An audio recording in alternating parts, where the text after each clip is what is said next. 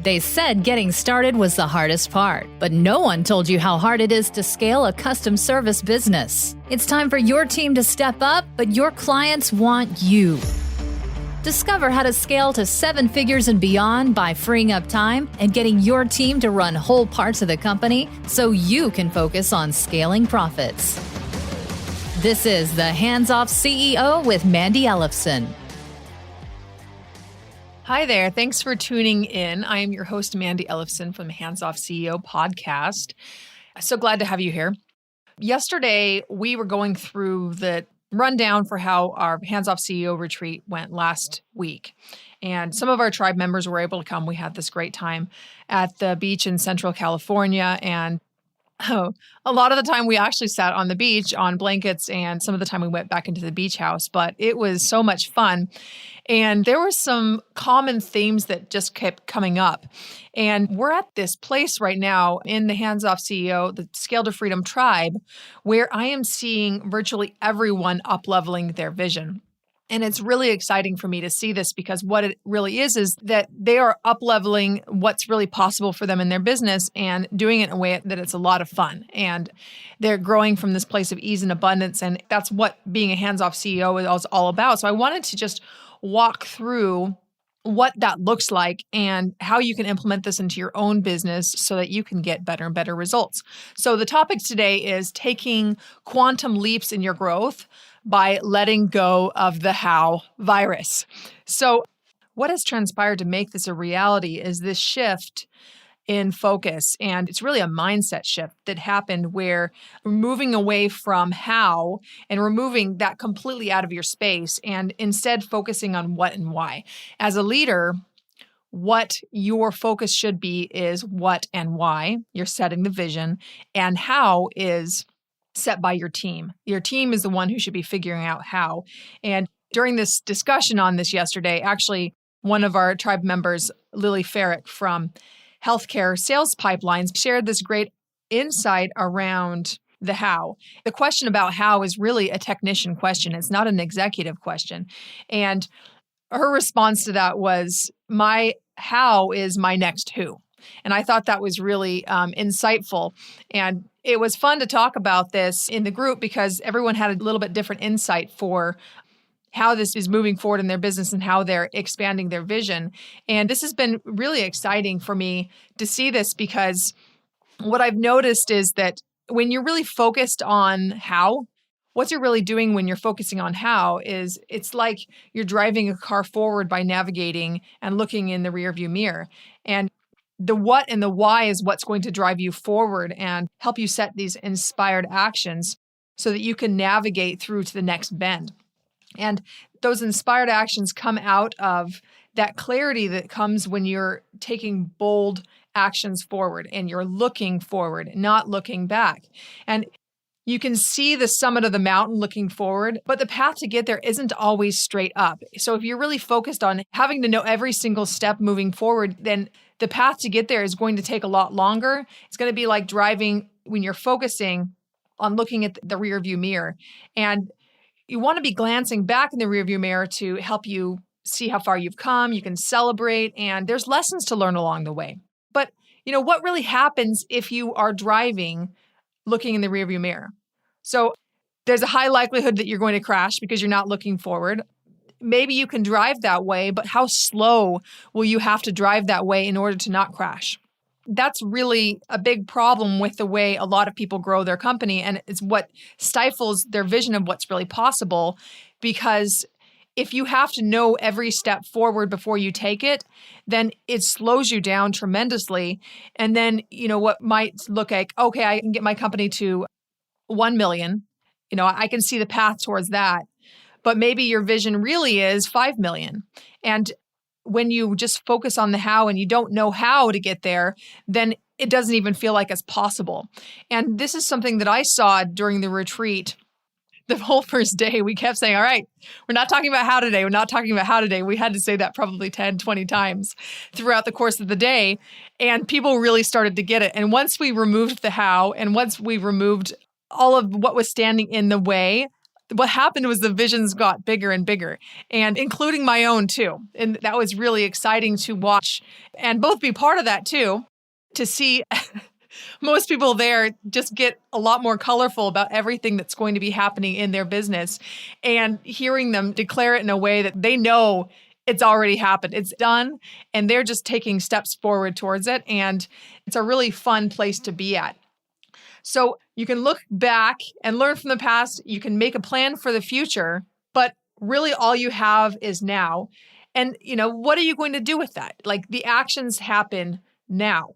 And let's now go into how. So your job as the executive is the what and the why, but the how has to be handled somehow, doesn't it? So let's talk about how and how you get to the how. So there are two main things to be thinking about for how to get to how. So first of all, we talked about the vision, setting the vision and setting it as if it's done. Now, this works on the macro scale in your business. So looking at we want to get to $15 million in gross revenues in the next 5 years. That can be your macro vision, but it could also be a micro vision in that our client support role successfully manages the day-to-day of all the client interactions, and you can really get descriptive on what that looks like for that particular role, for example. So you can use this on smaller visions within your company and the larger one too. And in the retreat, we actually went through an exercise looking at more of a micro goal. So then it was more tangible, and it just felt like something you could make progress on right away. So you could be setting your vision both on the micro scale for smaller things in your business, and also on the larger macro scale for what you ultimately want to accomplish in your business. What does it look like when it's done? And then use language and declare it as if it is done, and then just be living into that vision. So that's step one of how to get to the how. Step two is then to use journaling prompts, to use question prompts to help you get to that. And what this does is, first of all, it taps into your intuition. And that is one of the things that's going to allow you to make decisions a lot faster. I think a lot of people don't rely enough on their intuition because they don't trust it and they don't know how to utilize it in a way that they actually can feel like they're getting better and better insights. And that is a skill that you learn over time. But another way to look at these questions, if you're not really someone who's as much of an intuitive type of person, is that what it does is it's tapping into a different part of your brain when you ask questions. And you ask questions as if it's already done. You can even think of it from the perspective of negotiating. Like when you're negotiating and asking a question for can we do this? And asking permission for it versus we are doing this, what's the best way forward? You get very different outcomes, don't you? I think we all learned that as a child too. If we came to our parents and we asked them, we realized we could get a yes or no. But if we do the assumptive sale and come forward and say, so Mom, do you think that we should go with Arby's for dinner, or do you think that we should go for Chipotle? Those are the kind of things that my daughters come to me all the time with, and I have to applaud them because I appreciate their great sales skills. So looking at these question prompts uses a different part of our brain. So here's some questions that I came up with for some of the challenges that my clients are currently facing. I threw in one of them for myself too. So you can use this by writing into a journal. This is good for the verbal processors who really need to get to write things out. And then it's good for the more introverted folks who might like to write things out as well. So here's some examples of questions that you can ask yourself. Why is my new operations person so profitable for the business? How did I add $100,000 of profit to the business last year? One of the people from our tribe at the retreat actually came to that discovery when we were at the retreat, which was really a lot of fun. How did I empower my team to step up and be proactive? And why is my client support manager so effective at empowering amazing results for our clients? So those are examples of some specific questions that you can use. And I want you to notice that it's future pacing. So it's questions like, how did I do it? Why did I do it? Why is my client support person so great? Like you be making the assumption, you're building that vision that it's already happened. And then it uses a different part of your brain, like I was mentioning, and you're going to get different thoughts and inspired actions from it. So this is a muscle that you can build over time. This journaling is something that I do almost daily. And what it does is it allows me to solve problems in my business so much faster. And I'm able to solve them myself without bringing people in. And there's some things that I want to involve my team in helping me making decisions on, but sometimes there's these higher level strategy decisions that you need to make, specifically around setting your vision. They really need to be made by yourself as the executive. And while you can always reach out to a mentor or some kind of consultant that you can work with and help you come through these problems, but really there's only so many things that you can bring to that person. And what I'm always doing with my clients is helping them build the muscle for how they can solve problems on their own, and then also how they can use their team to help solve problems in the business independently too. So it's kind of a double-pronged thing. So that's really powerful when you learn how to do that and you're able to make decisions a lot faster and be confident in the decisions that you make. So to sum this up, you expand what's possible in your business when you let go of how. And you don't need to see the whole path. You just need to see a few feet in front of you. And I want you to recognize is that this attachment to knowing how is actually fear. It's actually like a mind virus, you could call it. It's how mind virus that is keeping you playing small in your business. And as an executive, your job is what and why. And your team's job is how.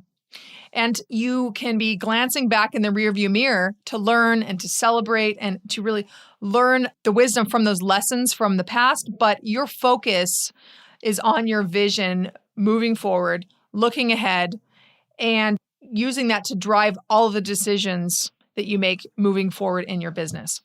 And set your vision as if it's done. Then use these question prompts and your intuition and journaling to activate different parts of your brain so that you can get to the how in the most effective and fun way and to use it to really drive the growth of your business.